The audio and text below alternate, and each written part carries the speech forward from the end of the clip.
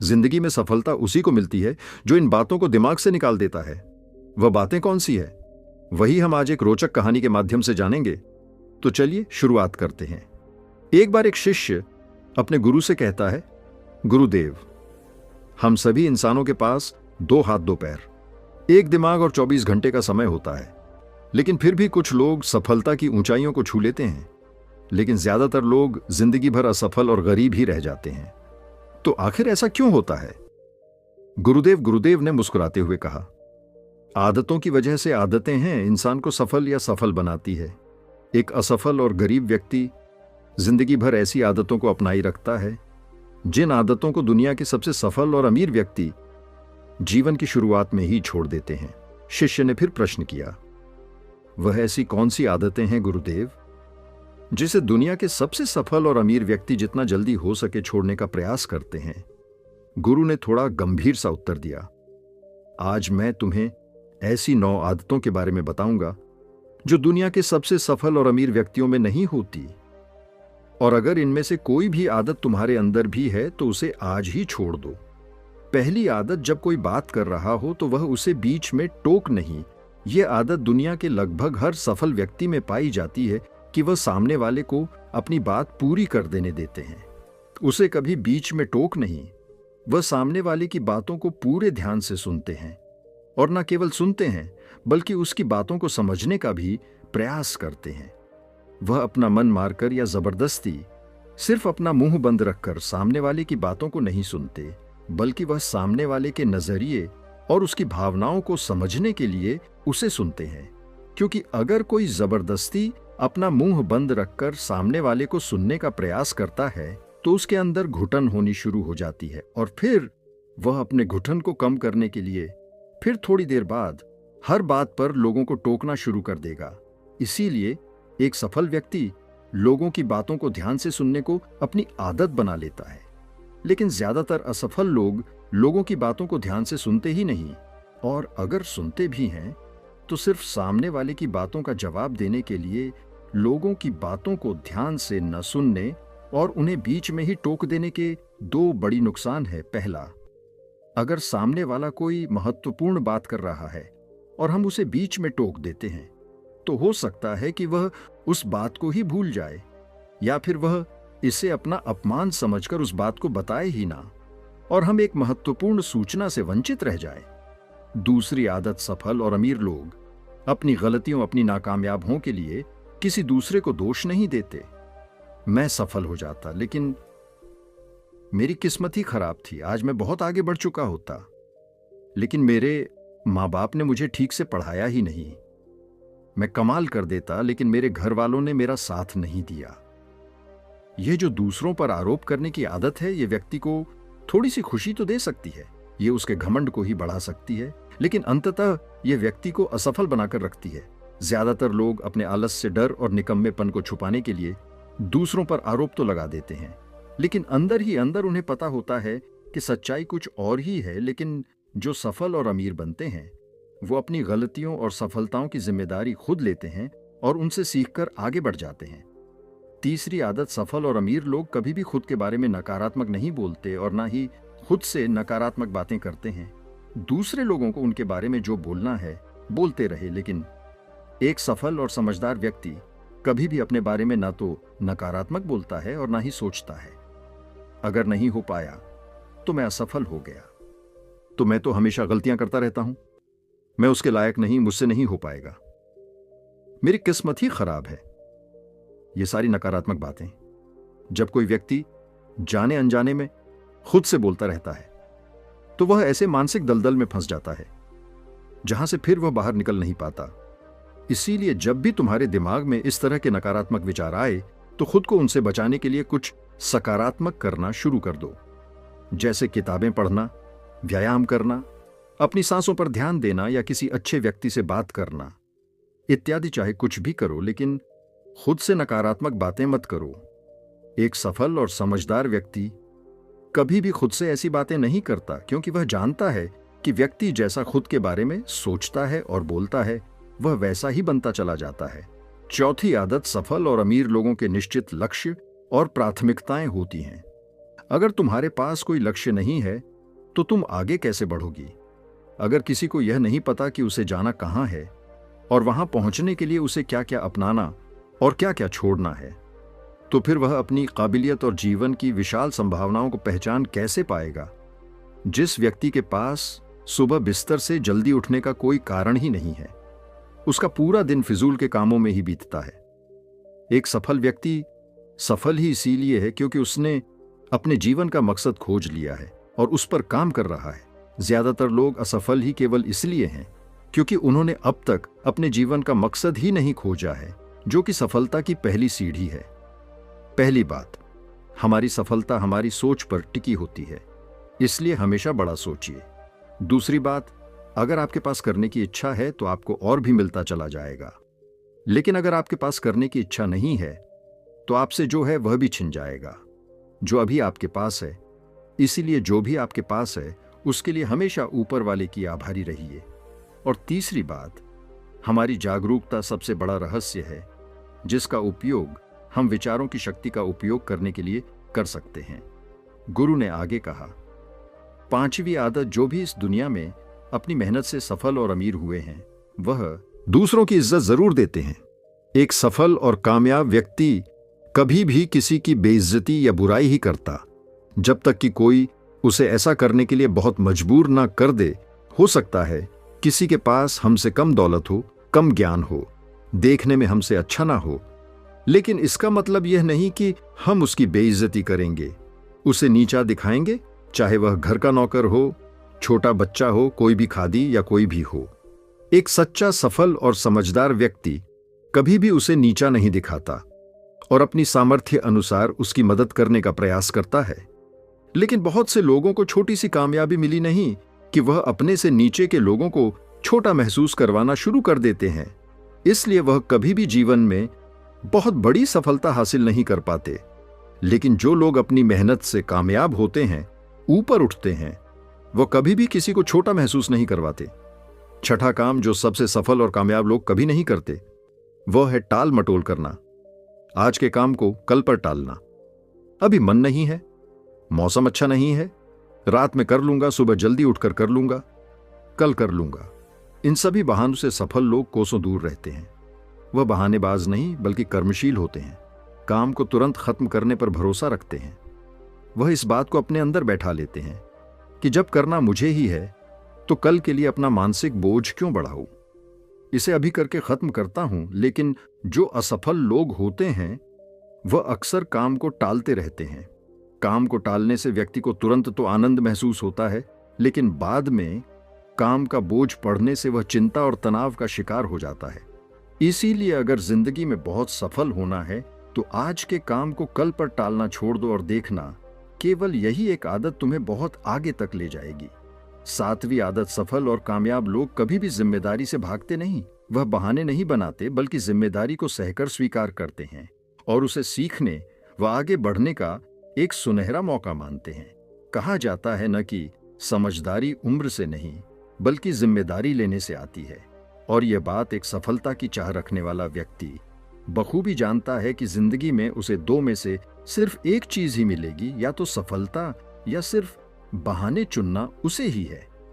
और जो सच्ची सफलता की चाह रखता है वह हमेशा जिम्मेदारी को ही सुनता है, लेकिन जो असफल और नाकामयाब है वह बहाने ढूंढता रहता है, जिम्मेदारियों से भागने का शिकायत करता रहता है कि आखिर वह इस काम को क्यों नहीं कर पाएगा। और सच में उसकी यह मानसिकता उसे ऐसा ही बना देती है और वह जिंदगी भर असफल और परेशान ही रहता है। इसीलिए अगर जिंदगी में सफल होना है तो आज से ही बहाने बनाना, ताल मटोल करना बंद कर दो। आठवीं आदत, कामयाब लोग दूसरों की बुराई और उनसे बेवजह बहस करने से बचते हैं।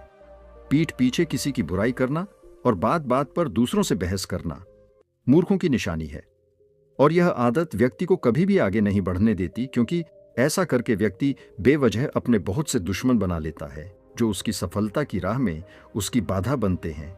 और जिसकी बुराई करने व दूसरों में कमियां निकालने की आदत है, वह ना चाहते हुए भी अपनी आदत से लाचार होकर उस व्यक्ति की भी बुराई करेगा जो सफल होने में उसकी मदद कर सकता था।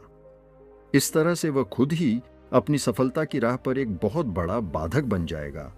दूसरी तरफ जो लोग सफल और अमीर हैं वह जानते हैं कि बेवजह किसी से बहस करना या बुराई करना अपनी ऊर्जा को नष्ट करना है।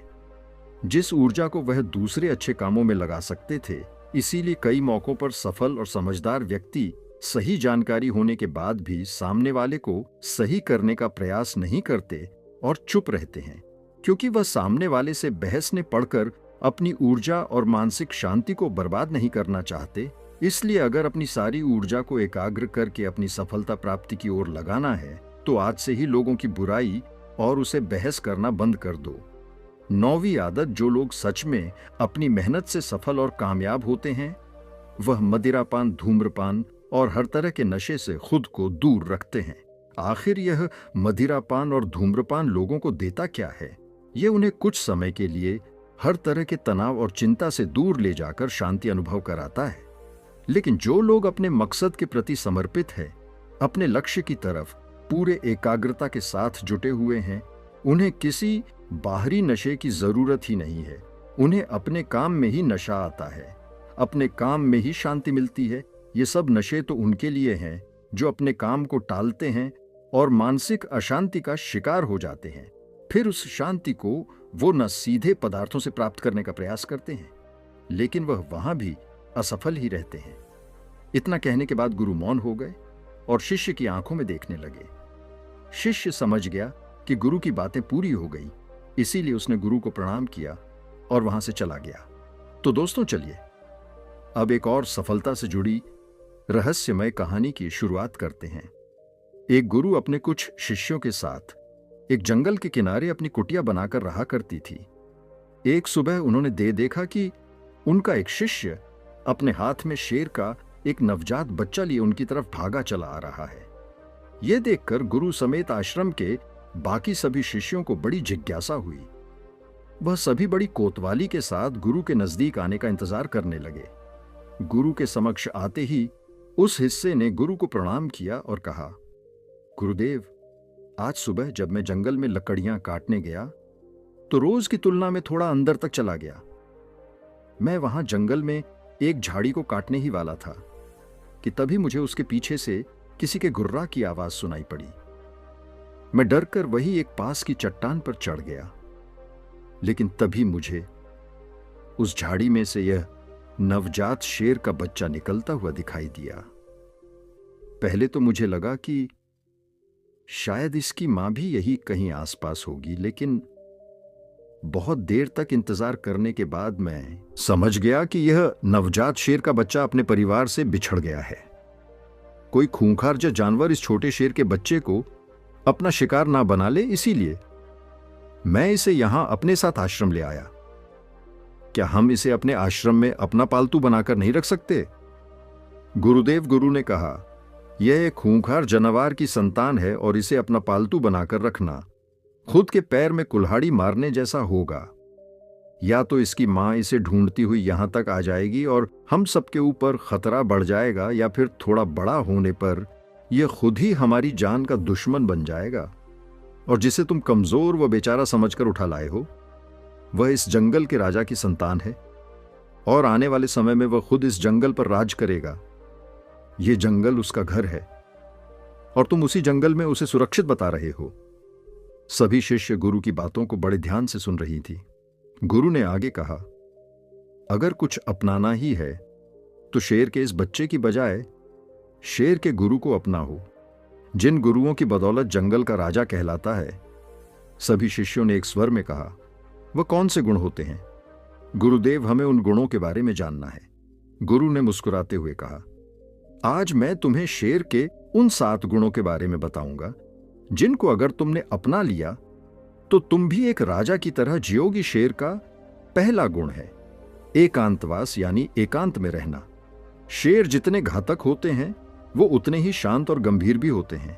एक शेर को बकरियों की तरह झुंड में रहने की आदत नहीं होती, ना ही वह कुत्तों की तरह दिन भर भूख रहते, और ना ही उन्हें भीड़ की तरह बिना सोचे समझे किसी के पीछे चलने की आदत होती है। शेर एक बहुत ही ज्यादा गंभीर स्वभाव का प्राणी है, जो कि ना केवल अकेले रहना पसंद करता है, बल्कि वह अकेले रहने से डरता भी नहीं। शेर का अकेला रहना उसका अकेलापन नहीं, बल्कि उसका सिर्फ है। जो कि उसे बाकी जानवरों से अलग बनाता है। जब शेर शिकार नहीं कर रहे होते तो या तो वह अपने परिवार के साथ समय बिताते हैं या फिर पहाड़ के किसी ऊंची चोटी पर शांति से बैठकर पूरी गंभीरता के साथ खुद में ही मग्न रहते हैं और अपने आत्मविश्वास व गरिमा को बनाए रखते हैं। उन्हें दूसरे जानवरों से बेवजह उलझने की आदत नहीं होती और ना ही वह जंगल के दूसरे जानवरों से ज्यादा घुलती मिलते हैं। इंसान भी अगर शेर के इस गुरूर को अपना ले, यानी एकांतवास का पालन करी और एकांत से ना डरे, तो वह कुछ भी हासिल कर सकता है, क्योंकि एकांत ही वह समय है जब खुद को सबसे अच्छे तरीके से जाना जा सकता है। लेकिन अक्सर इंसान सामाजिक जीवन जीते जीते उसका इतना आदी हो जाता है, दूसरे लोगों पर इतना निर्भर हो जाता है कि फिर वह अकेले कुछ भी करने में सक्षम नहीं रह पाता और असफल हो जाता है। इसीलिए अगर तुम्हें शेर की ही तरह अपनी जिंदगी का राजा बनना है तो अकेले चलने की हिम्मत करनी पड़ेगी, अकेले ही मेहनत करनी पड़ेगी। शेर का दूसरा गुण है सिर्फ जीतने के बारे में सोचना। शेर ना तो जंगल का सबसे ताकतवर जानवर है, ना ही सबसे बड़ा जानवर है और ना ही वह सबसे तेज दौड़ने वाला जानवर है, लेकिन फिर भी वह जंगल का राजा कहलाता है। क्यों? सिर्फ और सिर्फ अपनी सोच की वजह से। सिर्फ कभी भी अपने शिकार का आकार या उसकी ताकत देखकर डरता नहीं। वह जैसे ही अपने शिकार को देखता है, उसके दिमाग में केवल यही चलना शुरू हो जाता है कि मैं कैसे इसे हरा सकता हूं। वह एक बार भी इस बारे में नहीं सोचता कि वह भी हार सकता है।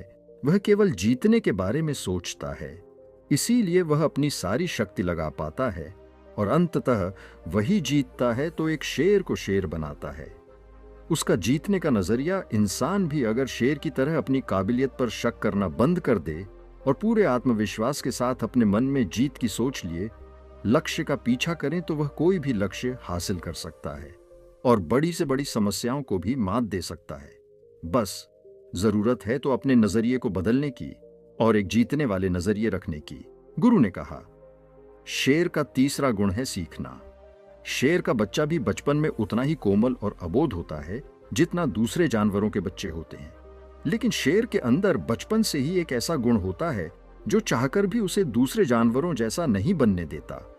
वह उनकी तरह नहीं जी पाता और वह गुण है सीखना। शेर का बच्चा बचपन से ही सीखना शुरू कर देता है।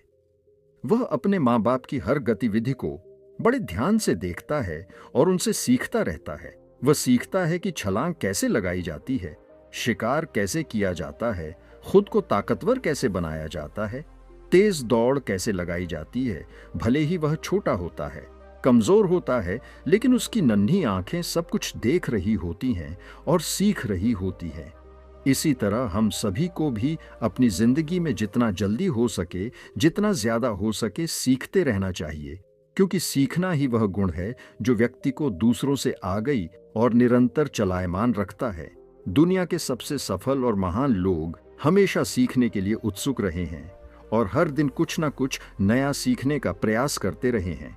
ध्यान रहे, चाहे तुम्हारी उम्र कितनी भी हो जाए, लेकिन सीखना कभी बंद मत करना। किसी भी उम्र में कहीं पर भी और किसी से भी अगर कुछ सीखने को मिले, दुश्मन से भी अगर कुछ सीखने को मिले, तो जरूर सीखना, क्योंकि तुम्हें नहीं पता कि आज सीखी हुई चीज कब जरूरत पड़ने पर तुम्हें मुश्किल से बाहर निकाल दे। तो शेर का यह गुण याद रखना कि जब तक जीवन है सीखते रहो। शेर का चौथा गुण है धैर्य। ऐसा नहीं है कि शेर किसी भी जानवर को अपना शिकार बना लेता है, बल्कि वह अपने शिकार को चुनने के बाद बहुत देर तक झाड़ी के पीछे छुपकर पूरे धैर्यपूर्वक सही समय और सही मौके का इंतजार करता रहता है और वह दूर से पूरी धैर्यपूर्वक अपने शिकार की हर हरकत पर पूरी नजर बनाए रखता है और इंतजार करता है कि कब वह समय आएगा जब वह अपने शिकार पर पूरी ताकत के साथ हमला करेगा, ताकि उसका शिकार करने से पहले शेर अपने शिकार को घंटों तक सिर्फ ताकता रहता है सही मौके की इंतजार में।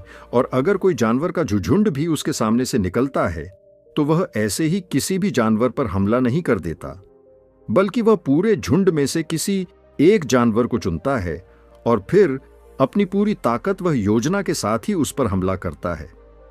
वह तब तक उस जानवर पर ही नजर बनाए रखता है जब तक वह उसे अपना शिकार नहीं बना लेता। अगर शेर बिना किसी योजना और धैर्य के ऐसे ही किसी भी जानवर पर हमला कर देगा और अपने शिकार को चूक जाएगा तो फिर उसे जंगल का राजा कहलाने का कोई हक नहीं।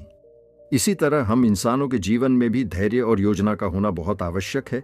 अक्सर क्या होता है कि हम बिना किसी योजना के लोग जैसा हमें बताते रहते हैं, हम वैसा करते रहते हैं। फिर कुछ समय बाद हमारा लक्ष्य बदल जाता है और हम इस काम को छोड़कर कुछ और करने लग जाते हैं। इस तरीके से हम किसी भी लक्ष्य को हासिल नहीं कर पाते। तो हमें भी शेर की तरह किसी एक लक्ष्य को निश्चित करके पूरे धैर्य के साथ उसे पाने का प्रयास करना चाहिए।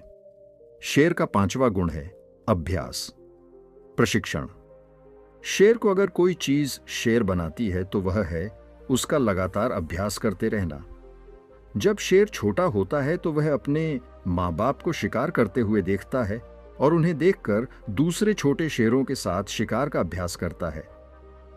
वे छोटे नन्हे से शेर इस खेल खेल में ऐसे अभ्यास करते हैं जैसे वह एक दूसरे का शिकार कर रहे हों। जब शेर धीरे धीरे बड़ा बुरा होता है तो वह पहले छोटे छोटे जानवरों को अपना लक्ष्य बनाता ताकि उनका शिकार करने के बाद वह दूसरे बड़े बड़े जानवरों का शिकार करने का अधिकार जता सके। प्रशिक्षण यानी अभ्यास ऐसी चीज है जो व्यक्ति को कुछ भी बना सकती है। एक ध्यानी भी हर रोज ध्यान के अभ्यास के द्वारा ही खुद के भीतर उतर पाता है।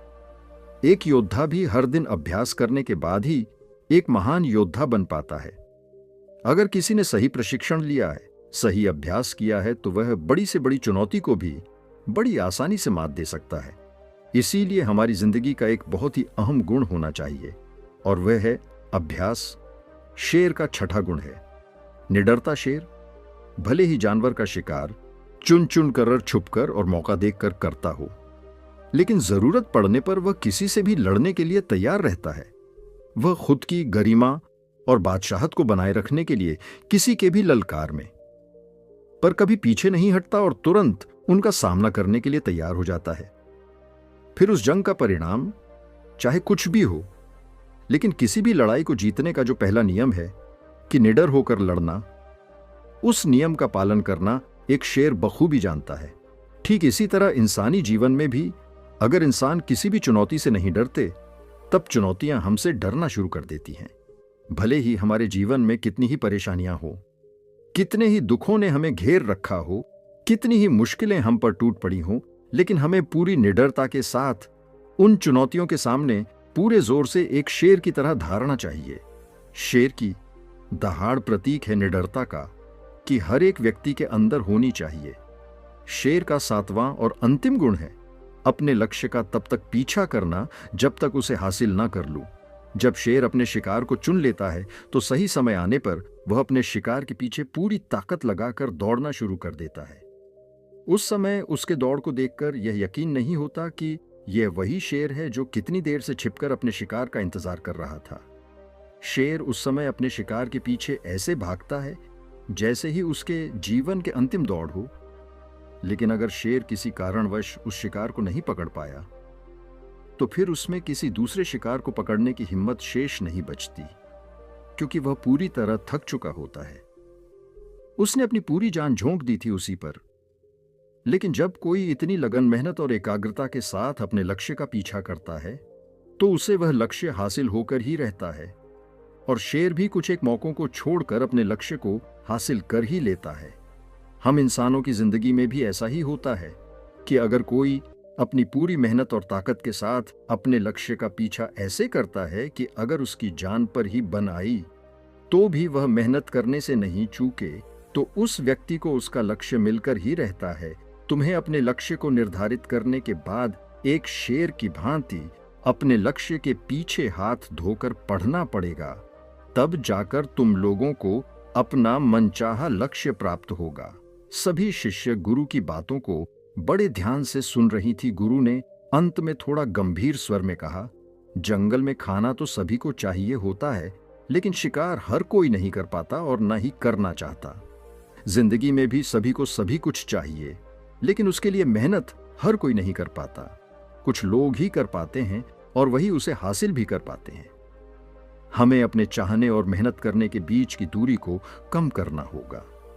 हमें शेर के सभी गुणों को अपनाकर निडर और एकाग्र बनकर अपने लक्ष्यों को प्राप्त करने के लिए कड़ी मेहनत करनी चाहिए।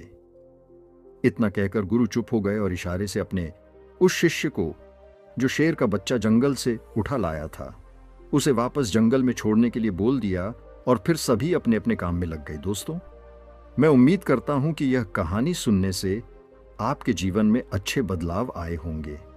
आपको इस वीडियो से क्या सीखने मिला, ये कमेंट करके जरूर बताइए और अपने परिवार, दोस्तों या आपके करीबी इंसान के साथ यह कहानी शेयर करके उन्हें भी इस ज्ञान से परिचित करवाए। बाकी अगर आपको ये वीडियो दिल से अच्छी लगी हो तभी इस वीडियो को लाइक कर देना और आपने अब तक इस चैनल को सब्सक्राइब ना किया हो तो चैनल को सब्सक्राइब भी जरूर कर देना। आपका हर दिन शुभ हो और खुशियों से आपका जीवन भरा रहे। धन्यवाद। नमो बुद्धा।